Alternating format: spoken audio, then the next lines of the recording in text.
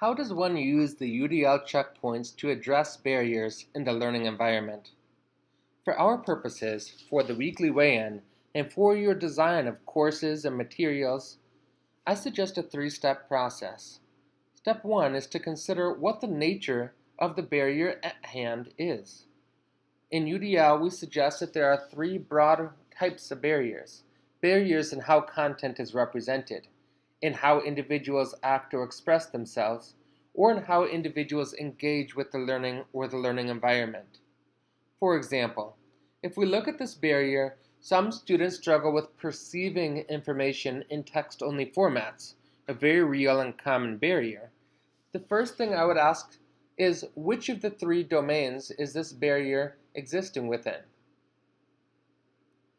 Well, you might make an argument for how this is either a barrier for how content is represented or how individuals engage with the learning or the learning environment. I think the key word here is perceiving. This is a perception-based problem. Therefore, while it may have an effect in how students engage with the learning, and I'm sure that it will, the first and foremost nature of the barrier is one of how content is represented. Because it best fits with this type of barrier, that's what I'm going to be looking for when I look at the UDL guidelines. Instead of having to scan over all 31 checkpoints, I'm going to focus on those that match the nature of the barrier, in this case, providing multiple means of representation. So for example, I might look at checkpoint 1.3, offer alternatives for visual information, or maybe 2.1, clarify vocabulary and symbols, or 2.5, illustrate through multiple media, or maybe two or all three of these. The next point for me would be to look at each of these checkpoints in more detail to make sure that this checkpoint is actually addressing the barrier as I'm thinking it to.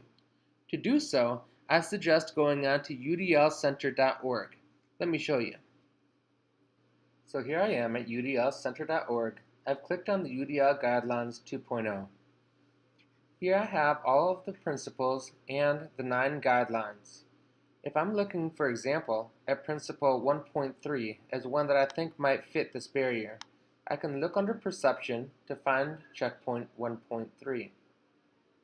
When I click on that, it gives me a lot more information that helps me determine if this is the proper checkpoint for addressing this issue.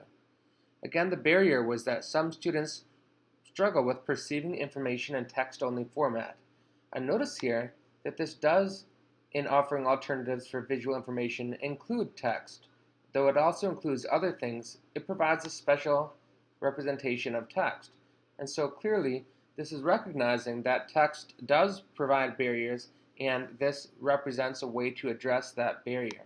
It also gives more information about how we can see examples and resources for addressing that particular barrier.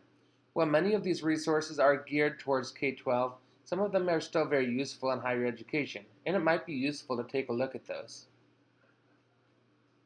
In this case, I find that that checkpoint was a... So, I now see that probably checkpoint 1.3 is the most appropriate. Once I have that, I'm now able to take a look at the big picture. So I have a barrier. Some students struggle with perceiving information in text-only formats. I have a checkpoint to address this. Offer alternatives for visual information. The next step is for me to figure out how I'm going to apply that in a concrete, specific way for the circumstance.